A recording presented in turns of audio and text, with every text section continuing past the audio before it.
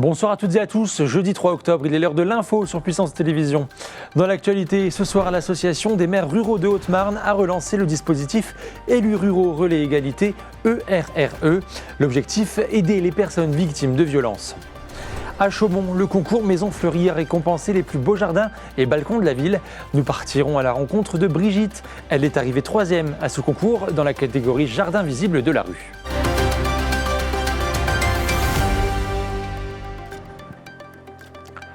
Et comme chaque jeudi, nous avons rendez-vous à la fin de ce journal avec Manon Collinet pour la rubrique Que faire ce week-end ?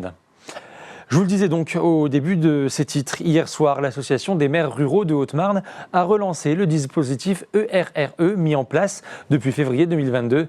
Les élus ruraux relais égalité sont répartis sur le département afin d'aider les personnes victimes de violences. Un reportage de Célia Richard. 100. C'est le nombre de féminicides commis en France depuis le début de l'année, selon le collectif Nous Toutes. Un nombre qui ne cesse d'augmenter ces dernières années. Pour remédier à cette hausse tragique, l'Association des maires ruraux de France a lancé le dispositif R, élu rural relais de l'égalité. En Haute-Marne, le projet est lancé depuis février 2022 à cause du pourcentage de violences conjugales en milieu rural. Il y a un nombre plus important de féminicides dans le monde rural que dans le reste de la société, donc avec la moitié des féminicides dans le monde rural, alors qu'on n'est que 30% de la population. Sur les 426 communes du département, seulement 21 ont élu un délégué R au sein de leur conseil municipal depuis le début du dispositif. Christine Henry, la déléguée départementale R Haute-Marne, est l'une des représentantes du mouvement, notamment pour la commune de Rizot-Courbuchet. Pour l'instant, effectivement, on a quelques flyers qui sont disposés sur les bureaux. À la porte de la mairie, c'est pareil, on a mis une petite affichette aussi pour dire qu'on est disponible et qu'on est à l'écoute. Pour l'instant, sincèrement, on n'a pas eu, fort heureusement d'ailleurs, le besoin de rencontrer des personnes qui ont subi des violences intrafamiliales ou autres. Pour relancer le projet, l'AMR 52 a organisé une soirée spectacle-débat autour du thème des violences conjugales. La compagnie du Sens Caché est venue délivrer une performance décalée et en chanson.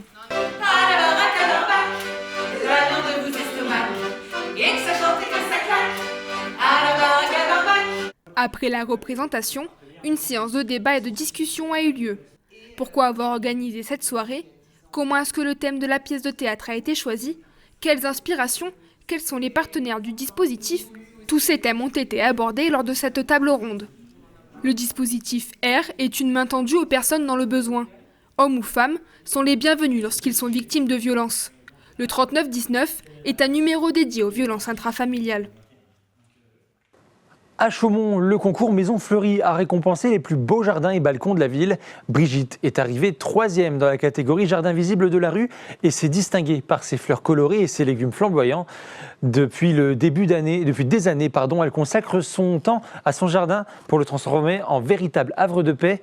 Elle nous explique comment elle en prend soin à travers ce reportage signé Célia Richard. Pour elle, le jardin est un endroit où tout est possible. Un lieu où l'on peut y passer des moments en famille, entre amis ou avec soi-même. Et pour Brigitte, l'entretenir est devenu une passion. J'ai toujours bien aimé le jardinage. Mes parents, je me rappelle, mon père a toujours fait son jardin. Et j'aime bien un petit peu être dans la terre. Des fois, mon mari me dit « Mais qu'est-ce que tu fais avec un petit jardin comme ça ?» Mais j'aime bien, ça m'occupe, ça me détend. Brigitte passe plusieurs heures par semaine dans son jardin. Elle prend soin toute l'année de ses fruits, de ses légumes, de ses fleurs et même des oiseaux. Et quand l'hiver arrive, il faut le préparer au froid. En hiver, il n'y a pas grand-chose à faire, si ce n'est juste nettoyer, couper tout ce qui est desséché. Là, les fleurs, les marguerites jaunes, elles sont encore belles, mais dans une semaine, il faudra les couper parce que sinon, ça va pourrir. Et là, vous voyez, là, en fin d'année, il faut nettoyer. Le jardin, il va falloir enlever tout, il va falloir faire un petit peu ratisser, un petit peu bêcher. Jardiner, c'est un éternel recommencement.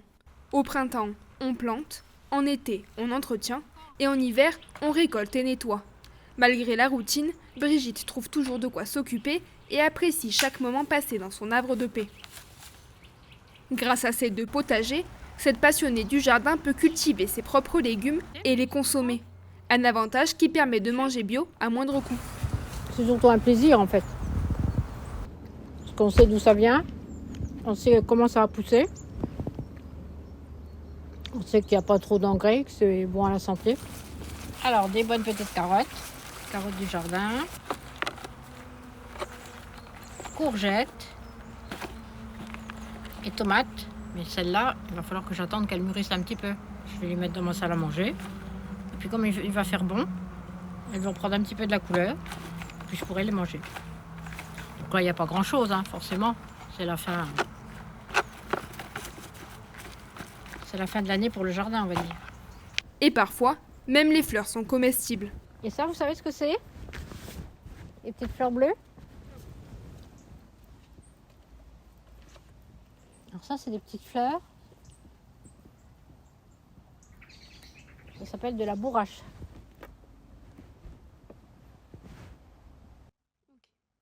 Ça, c'est des petites fleurs qu'on peut manger.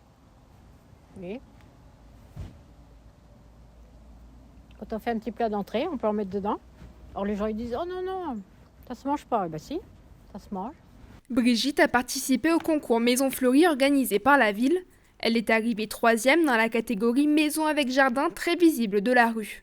Chaumont fait partie des 4785 communes en France avec le label Ville Fleurie. Et tout de suite, on voit ensemble que faire ce week-end.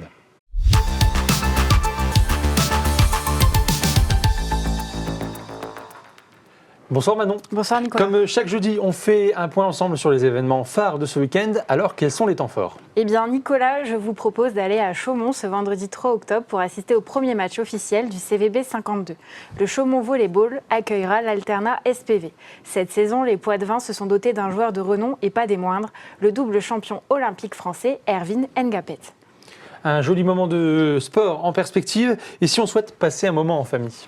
Eh bien, pour un moment en famille, on peut rester en Haute-Marne et aller du côté de Vassy pour le spectacle Jeune Public Waouh. Vous pourrez venir avec les plus petits pour participer à ce spectacle de marionnettes en lumière noire. De surprise en émerveillement, tous se laissent entraîner dans un monde étonnant. Et on regarde un extrait.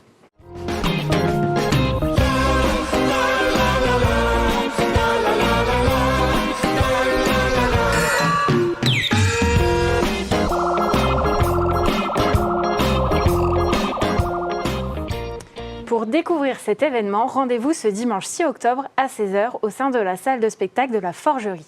Et pour un autre moment familial, justement, sachez que le mémorial Charles de Gaulle de Colombey-les-Deux-Églises propose une exposition sur le général et les objets qui le représentent à travers différentes époques. Un décryptage de qui étaient les généraux au travers de ces objets mythiques. Elle est visible jusqu'au 14 octobre. Un reportage de Julien Debrune. À Colombey-les-Deux-Églises, il est possible de marcher dans les pas de Charles de Gaulle. Retracer son histoire à travers les objets mythiques de sa carrière. Au mémorial Charles de Gaulle, les visiteurs peuvent voyager dans le temps et découvrir 3 périodes de la vie du grand homme. L'exposition qui se trouve derrière moi s'intitule Charles de Gaulle derrière les objets. Nous sommes en fait partie de 3 périodes importantes de sa vie, à commencer par le militaire, puis le résistant et le président de la République. Et notre objectif en fait était de présenter ici des objets symboliques, des objets emblématiques qu'il ait pu utiliser. Le Charles de Gaulle militaire est représenté par sa veste de cuir. Il l'a portée lorsqu'il était colonel de char au début des années 1930. Le résistant, lui, nous fait faire un bond dans le passé. Le 18 juin 1940, aidé par Winston Churchill, l'ancien Premier ministre britannique, Charles de Gaulle aura accès à l'un des micros de la BBC afin de diffuser son mythique discours. La Simca présidentielle a pu transporter le Charles de Gaulle chef d'État jusqu'à la fin de ses mandats.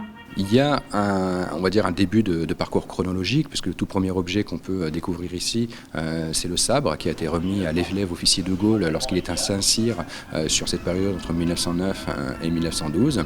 Et puis le point d'orgue, lorsqu'on arrive au fond de la salle, c'est le véhicule correspondant lui à ses obsèques. D'autres objets précieux sont exposés, lunettes de vue, sabre, bureau présidentiel, légion d'honneur. Une fierté pour le mémorial puisque les reliques ont été données par des institutions de la préservation historique. L'ensemble de ces objets appartiennent en fait tout simplement à des établissements publics pour la plupart. Je pense notamment au musée de Radio France qui nous a fourni le micro de la BBC ou le musée de l'armée aux Invalides pour la veste de cuir, la veste du colonel de Gaulle. Après, selon la provenance de ces pièces, nous avons différents interlocuteurs, notamment le Mobilier National pour le bureau présidentiel qui est présenté ici, ou la présidence de la République, puisqu'on a reconstitué une table de dîner privée du couple de Gaulle à l'Élysée. Il est possible de plonger dans le passé jusqu'au 14 octobre 2024 au mémorial Charles de Gaulle de Colombey, les deux églises.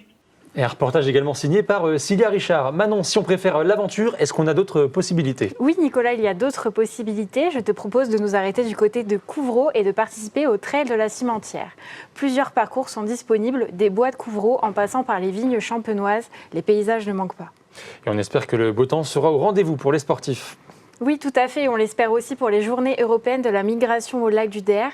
Créé en 1993, cet événement se déroule chaque premier week-end d'octobre. Pour l'occasion, la LPO Champagne-Ardenne organise de nombreuses animations pour le week-end sur le site de Champ-de-Coq. Continuons notre visite du département avec un événement de bord de Seine, il me semble. Oui, tout à fait. Partons à la découverte de Cantos Brujos. Jean-Marie Machado revisite le ballet L'Amour sorcier. Partageant les racines hispaniques de Falla, Machado mêle influences classiques, jazz et musique traditionnelle. Il puise dans les rythmes espagnols, véritable trésor d'inspiration pour les compositeurs de jazz, créant ainsi un pont musical entre deux époques. C'est à ne pas manquer ce samedi dès 20h30. Merci Manon pour cette belle idée. Et si on a encore un peu de temps ce week-end ? Eh bien, si on a encore du temps, allons du côté de Métallurgique Pack, justement. Après les Voix du Salut, présentées en 2022, le musée lance une toute nouvelle exposition intitulée « Eau de fer, eau de feu, eau de vie ».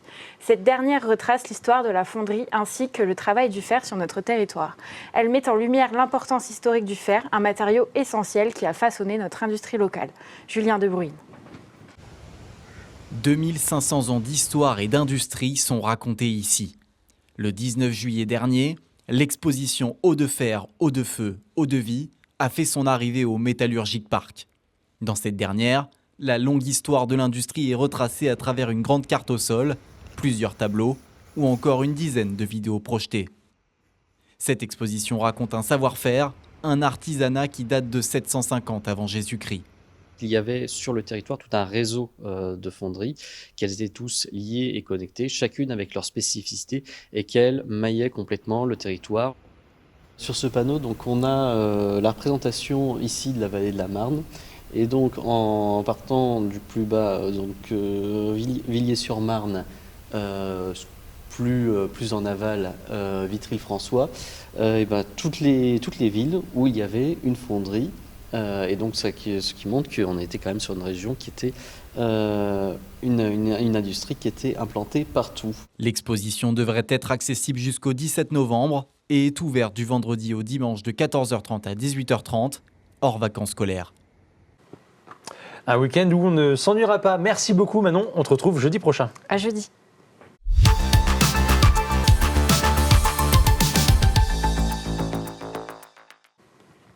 C'est la fin de ce journal. Merci à vous de nous avoir suivis. Dans un instant, les prévisions météo de demain, suivies de l'agenda. Restez avec nous, l'info continue sur Puissance Télévisions. Belle soirée.